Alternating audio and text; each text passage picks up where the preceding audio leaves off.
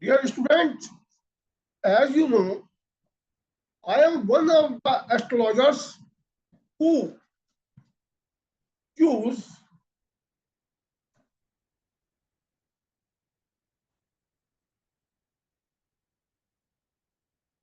or subplanets while predicting. And many of my predictions came into being on the basis of Upagraha like Gulik, Mandi, Yamghandak, Indrachap, Arjayam, Mrityu, Kal Bela, and many more Upagrahas.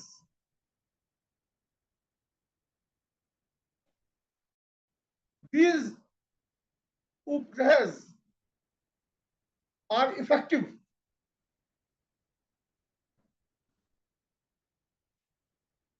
So I'm sure you have heard about Gulik and Mandi. Most of the astrologers consider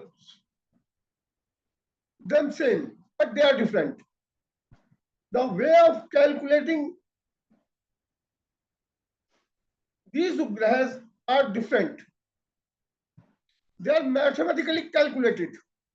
In most of the softwares, the position of Mandi is not correctly given. I have told you this several times before now.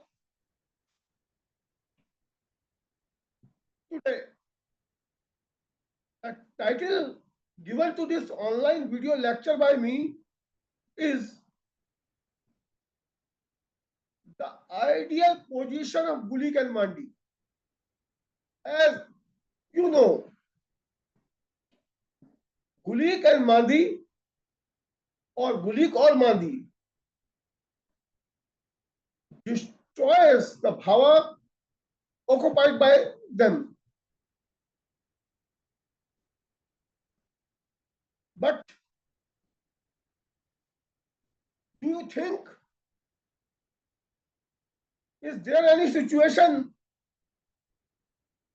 in which either of two planets, two Ugrahas, subplanet, give the brilliant results?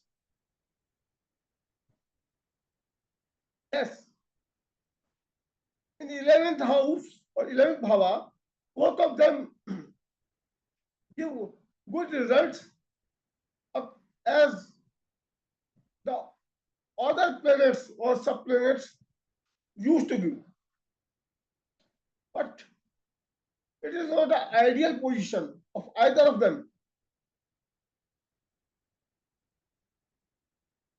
Gulik in 10th house or 10th bhava gives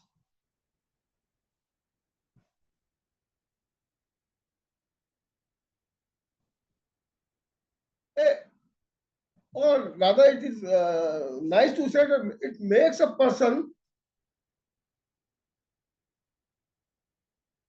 dharmic, spiritualist. This is the ideal position of Gulik. This position forces to leave the malefic nature of Gulik. So this is one of the idealistic position of Gulik in 10th bhava. Similarly, if Mandi is in 10th bhava, it makes a person to do the works of welfare, welfare to the nation, welfare to the society. It is also the idealistic position of the Mandi. So both of these upagraha, this extremely malefic upagraha, leave their malefic nature while occupying the 10th bhava.